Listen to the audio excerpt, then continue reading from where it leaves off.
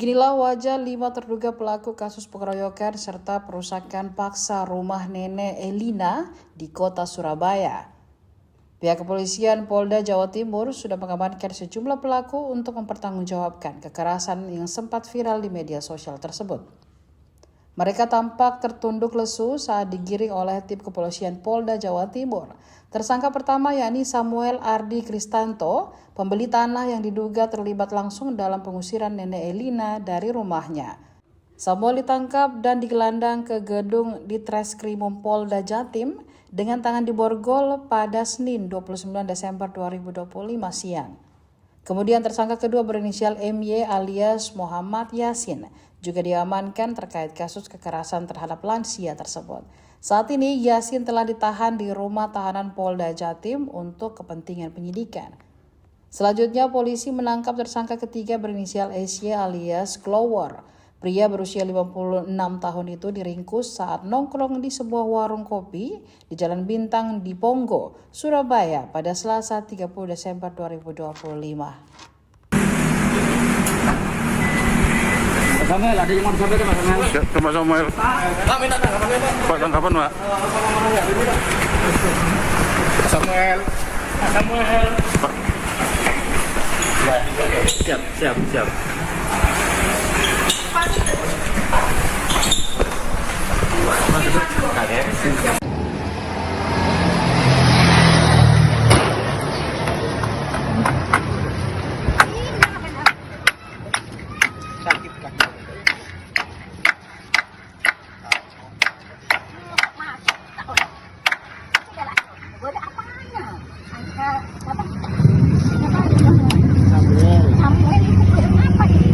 Ini duduk.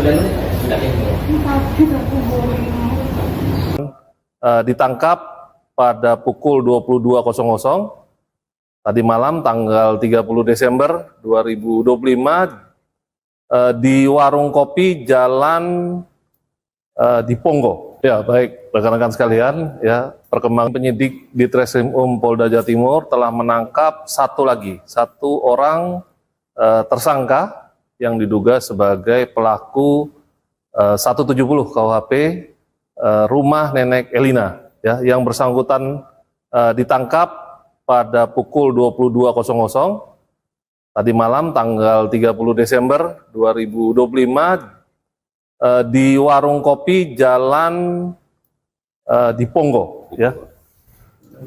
Untuk Yasin, Untuk tersangka MY sendiri sehari sebelumnya sudah ditangkap, ya, setelah penangkapan tersangka SAK. Jadi secara total sampai saat ini sudah dilakukan penangkapan terhadap 3 orang pelaku. Dan untuk tersangka yang terakhir ini perannya apa nih? Sama, untuk tersangka yang terakhir ini perannya juga turut membantu mengeluarkan nenek Elina dari rumahnya. kemudian ada bertambah ya tersangka ini. Kemungkinan besar untuk kasusnya masih berproses, akan kita cari secara keseluruhan pihak-pihak yang terlibat dan doakan mungkin entah hari ini atau besok barangkali bisa tetap bertambah. Dan artinya tersangka-tersangka ini yang ada di dalam video itu memang. Betul, kurang lebih berdasarkan alat bukti rekaman video, nanti kita akan telusuri terkait dari peran para tersangka. Lagi ngopi di warung kopi. Dan sejauh ini yang dilaporkan ke polisi masih sekitar 170-an. Ya. Belum pada pengerusakan atau pencurian atau belum? Ya, jadi 170 KUHP itu pengerusakan. Jadi bahasanya kekerasan terhadap barang dan orang.